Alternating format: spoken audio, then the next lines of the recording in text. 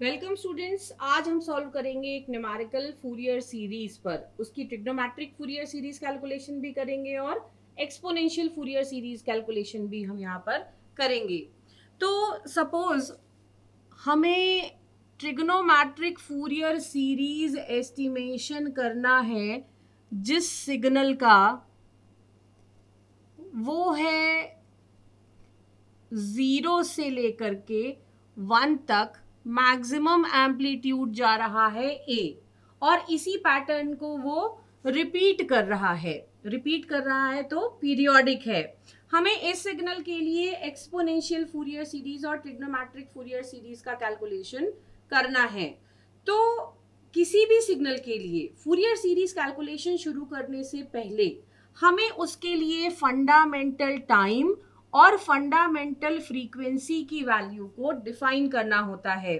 हमारे इस सिग्नल का टाइम ऑफ रिपीटिशन यानी जितने टाइम के बाद अब वो अपनी वैल्यू को रिपीट करेगा, जिसे हम फंडामेंटल टाइम भी कहते हैं, तो वो है 0 से 1 तक, यानी टाइम की वैल्यू है 1। अब t की वैल्यू या फंडामेंटल टाइम की वैल्यू अगर 1 है तो ओमेगा नॉट की वैल्यू होती है 2 पाई बाई टी, जो हमें मिल जाएगी 2 पाई।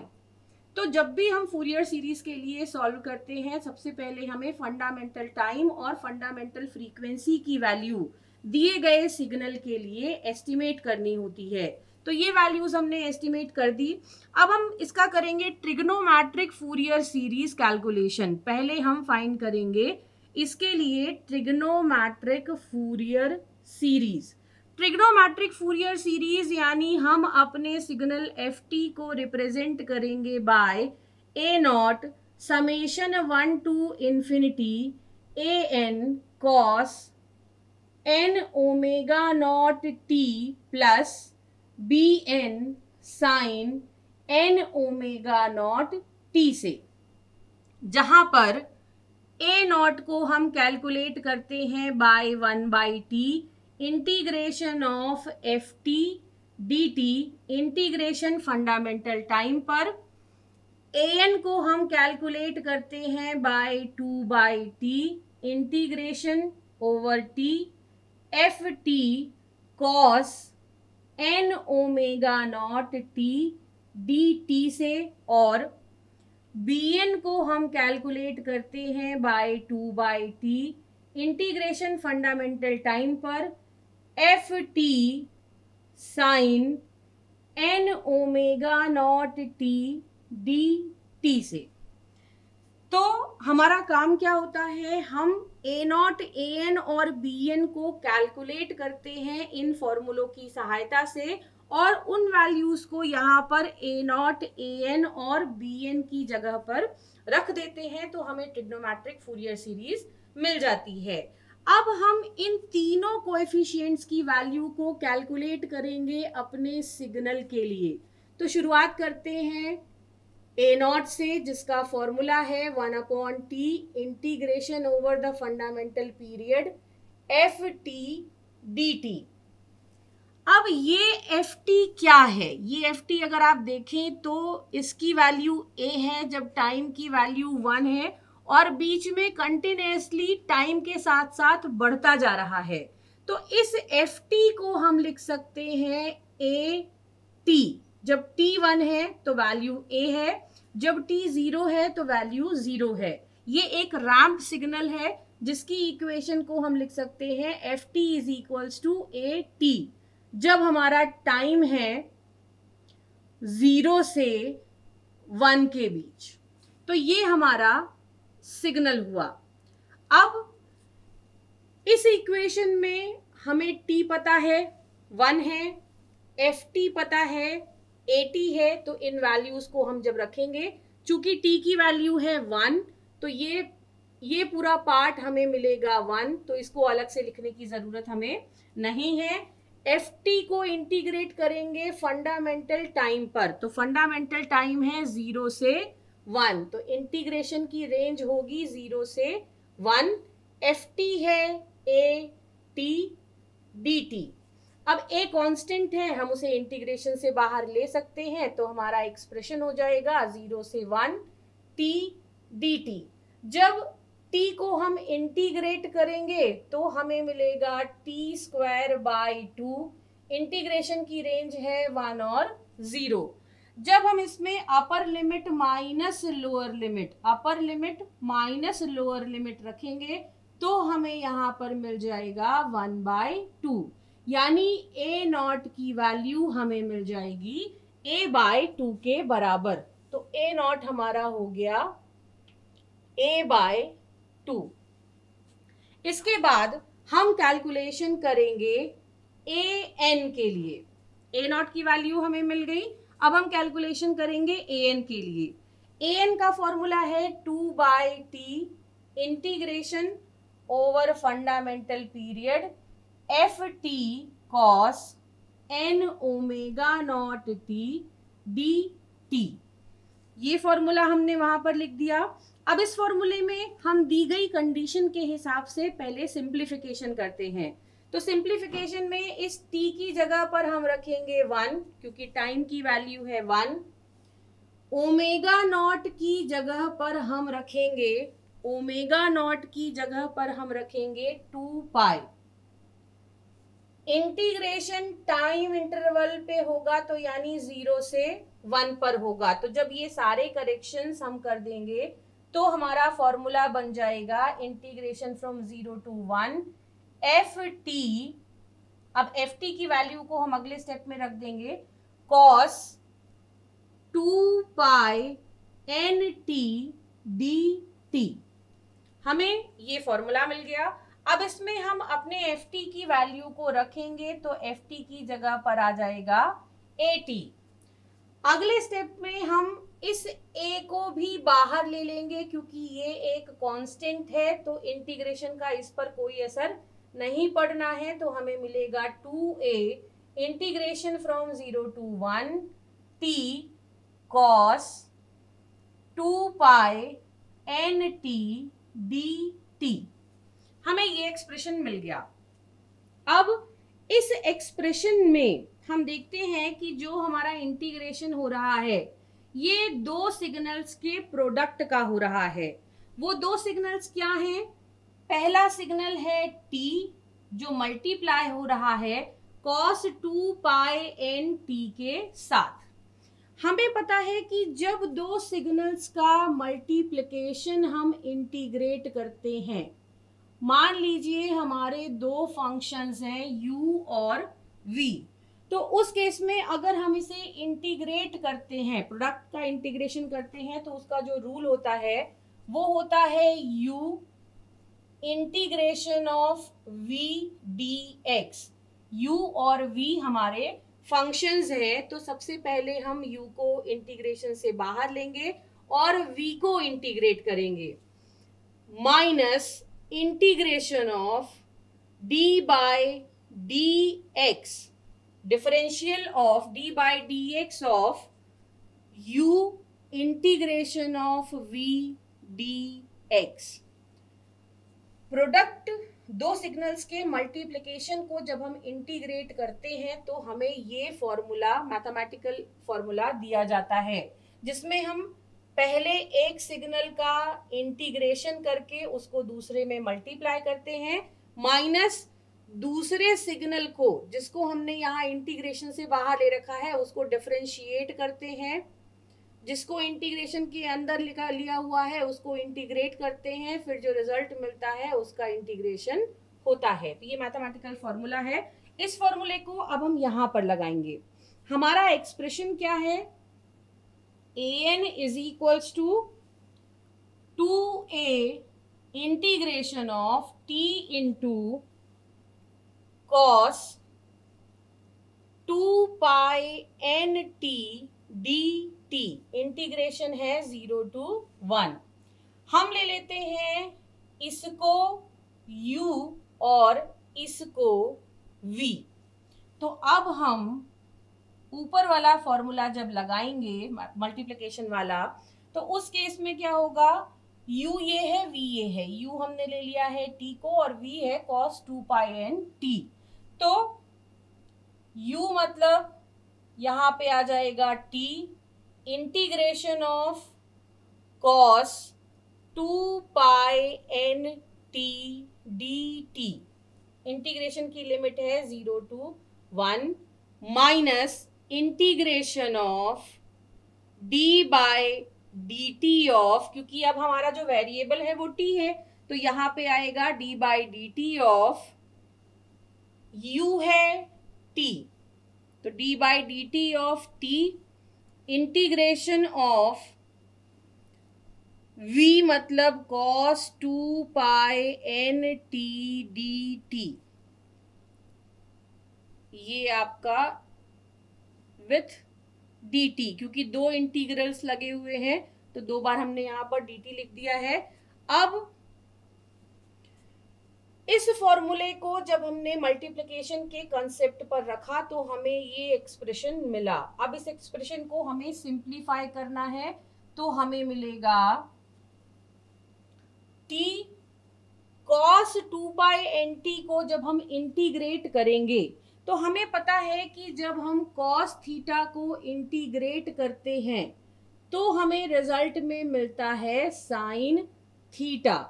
cos थीटा को इंटीग्रेट करेंगे तो रिजल्ट में मिलेगा sine theta, cos n theta को इंटीग्रेट करेंगे तो रिजल्ट में मिलेगा sine n theta upon n।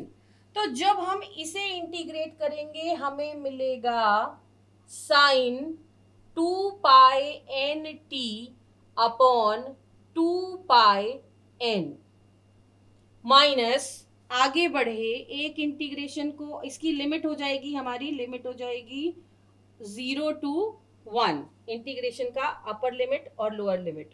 इसके बाद आगे बढ़े तो यहाँ पर इंटीग्रेशन है 0 to 1 d by D T of t, d by D T of t हमें देगा 1, cos 2 pi N T D T हमें देगा sign 2 pi N T upon 2 pi n, इसका भी होना है इंटीग्रेशन, तो यहाँ पे हमने लिख दिया dt। इंटीग्रेशन को जब अगले स्टेज में हम लेकर जाएंगे, यहाँ पर हमें अब मिलेगा t sine 2 pi N T upon 2 pi n, यहाँ पर हमारे पास है। हम जब इसमें upper limit minus lower limit करेंगे उससे पहले हम पूरे इक्वेशन को, आगे वाली इक्वेशन को भी सॉल्व करके सिंप्लीफाई कर लेते हैं, क्योंकि सारे के सारे में समेशन इंटीग्रेशन की जो लिमिट है वो 0 से 1 ही है, तो हम लास्ट स्टेज में वो लिमिट रख देंगे। तो हमें यहाँ पर मिल गया है t sine 2 pi N T upon 2 pi n limit 1 to 0, 0 to 1 minus, अब यहाँ पर क्या होगा, यहाँ पर हम sine 2 pi N T upon 2 pi N को इंटीग्रेट करेंगे, तो 2 पाई एन चूंकि कांस्टेंट है इसको हम इंटीग्रेशन से बाहर ले सकते हैं, यहाँ पर आ जाएगा 1 अपॉन 2 पाई एन, इंटीग्रेशन अब हम करेंगे sign 2 pi N T D T का, इसका इंटीग्रेशन होगा। अब हमें an के लिए जो ये एक्सप्रेशन मिला इसे हम फिर से इंटीग्रेट करेंगे तो हमें an मिलेगा 2a t sine 2 pi N T upon 2 pi n minus, अब यहाँ पर क्या होगा, यहाँ पर हम जब साइन 2 पाई एन टी को इंटीग्रेट करेंगे तो हमें पता है कि अगर हम साइन n थीटा को इंटीग्रेट करते हैं तो हमें मिलता है minus of cos n theta upon n। तो इस रूल के अनुसार जब हम लिखेंगे तो यहाँ पे माइनस की जगह प्लस हो जाएगा, 1 अपॉन 2 पाई n, इंटीग्रेशन किया साइन 2 पाई एन टी का तो हमें मिल गया यहाँ पर cos 2 pi N T upon 2 pi N, ये एक्सप्रेशन हमें मिल गया। अब इसे हम एक स्टेप और सिंप्लीफाई करते हैं तो हमें मिलेगा 2a यहां पर, और ये हो जाएगा sine 2π/nt upon 2π/n plus cos 2π/nt upon 2π/n का होल स्क्वायर। इसे एक स्टेप और आगे सिंप्लीफाई किया हमने तो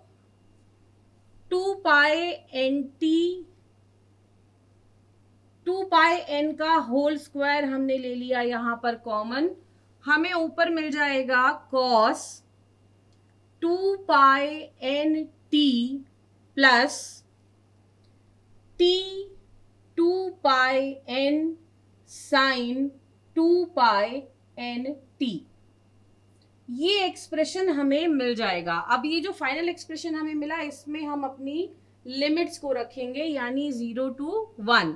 ये रखने से पहले हम चाहें तो इस पार्ट को बाहर भी ले सकते हैं, क्योंकि ये एक कांस्टेंट दे रहा है। तो जब हम इसे बाहर लेंगे हमें मिलेगा a अपॉन 2πn स्क्वायर। 2 को कैंसिल कर देगा, 2 का स्क्वायर है नीचे, तो a अपॉन 2πn स्क्वायर हमें यहां पर मिल गया। अब लिमिट्स रखना हम शुरू करते हैं। तो अपर लिमिट जब हम रखेंगे हमें मिलेगा cos 2πn, t की जगह पर रखा 1 तो हमें मिला cos 2πn प्लस t को रखा 1 2πn sin 2πn, t की वैल्यू 1 माइनस, ये अपर लिमिट हमने रख दिया, अब माइनस लोअर लिमिट यानी 0। तो यहाँ पे हम रखेंगे जब t 0 तो यहाँ पर आएगा cos 0 प्लस t को 0 रखेंगे तो ये टर्म 0 हो जाएगी, तो हमें मिल जाएगा इतना। अब sin 2πn n की कोई भी वैल्यू हम रखें, 0 रखें तो sin 0, 1 रखें तो sin 2π, तो इसमें n की अगर हम कोई भी वैल्यू रखें हमें पता है कि sin 2πn हमें हमेशा देगा 0, चाहे n की आप कोई भी वैल्यू रखें, आपको sin 2πn हमेशा देगा रिजल्ट 0। तो ये टर्म हमारी 0 हो गई। इसके बाद cos 2πn हमेशा हमें देता है 1, cos 0 ले लीजिए, cos 2π ले लीजिए, तो cos 2πn हमेशा हमें वैल्यू देता है 1, cos 0 भी हमें देगा वैल्यू 1। तो अब ये पूरे एक्सप्रेशन में क्या हो जाएगा 1 माइनस 1, यानी हमारा रिजल्ट हो जाएगा 0। तो हमें an की वैल्यू यहां पर मिल रही है 0, a नॉट की वैल्यू हो गई a/2, an की वैल्यू हो गई 0। अब बिल्कुल इसी प्रोसीजर को फॉलो करते हुए हम कैलकुलेट करेंगे bn की वैल्यू को। अब हमारे न्यूमेरिकल में हमें a नॉट की वैल्यू मिल गई a/2, an की वैल्यू मिल गई 0। सेम प्रोसेस को फॉलो करते हुए अगर हम bn की वैल्यू को कैलकुलेट करेंगे तो वो हमें मिलेगी -a/πn। तो जब हमने इन तीनों कोएफिशिएंट्स की वैल्यू को एस्टिमेट कर लिया तो अब हम इनका ट्रिग्नोमेट्रिक फूरियर सीरीज रिप्रेजेंटेशन लिखेंगे, जो होगा a naught plus summation n is equals to 1 to infinity an cos n omega naught t plus bn sin n omega naught t। यहाँ पे ओमेगा नॉट की वैल्यू जैसे कि हमने कैलकुलेट की थी वो थी 2π, क्योंकि t की वैल्यू थी 1। तो अब हम वैल्यूज रखते हैं, a नॉट की वैल्यू है a/2, तो यहाँ पर आ गया a/2 plus summation n is equals to 1 से इन्फिनिटी an की वैल्यू है 0, तो ये पूरी टर्म हो जाएगी 0। bn की वैल्यू है -a/πn, साथ में हो जाएगा sin 2πnt। अगर एक स्टेप आगे और सिंप्लीफाई करते हैं हम तो हमें मिलेगा a/2, ये नेगेटिव साइन चला जाएगा बाहर यानी माइनस a/पाई। a/पाई को हम समेशन से बाहर ले सकते हैं क्योंकि ये n से इंडिपेंडेंट है तो ये बाहर आ सकता है, तो हमने यहाँ पर ले लिया summation n is equals to 1 to infinity sine 2 pi N T upon n। ये हमें मिल गई ट्रिग्नोमेट्रिक फूरियर सीरीज रिप्रेजेंटेशन हमारे दिए गए सिग्नल के लिए। अब अगर इसके लिए डायरेक्टली हमें यहाँ से एक्सपोनेंशियल फूरियर सीरीज लिखना है तो हमें ट्रिग्नोमेट्रिक और एक्सपोनेंशियल फूरियर सीरीज के बीच रिलेशनशिप पता होना चाहिए।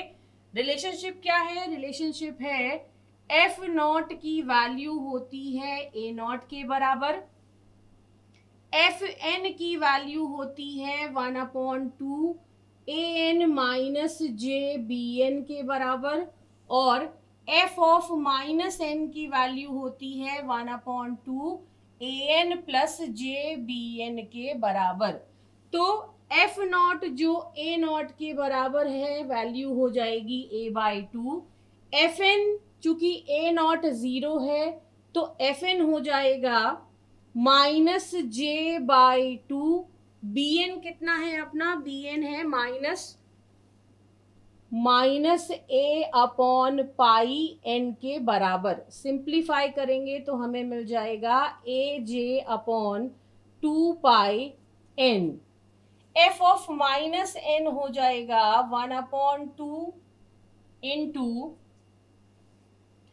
j इंटू माइनस a/पाई एन, यानी सिंप्लीफाई करेंगे तो माइनस aj/2 पाई एन के बराबर।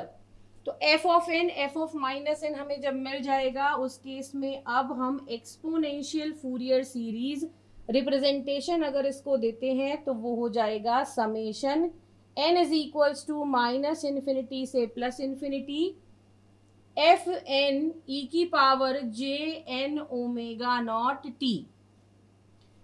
हम देख सकते हैं कि एफ एन और एफ ऑफ माइनस एन की वैल्यूज आपस में नेगेटिव हैं, तो यहाँ पर हम एफ एन को लेते हुए चलते हैं। एन की वैल्यू नेगेटिव होगी तो अपने आप यहाँ पे नेगेटिव साइन आ जाएगा।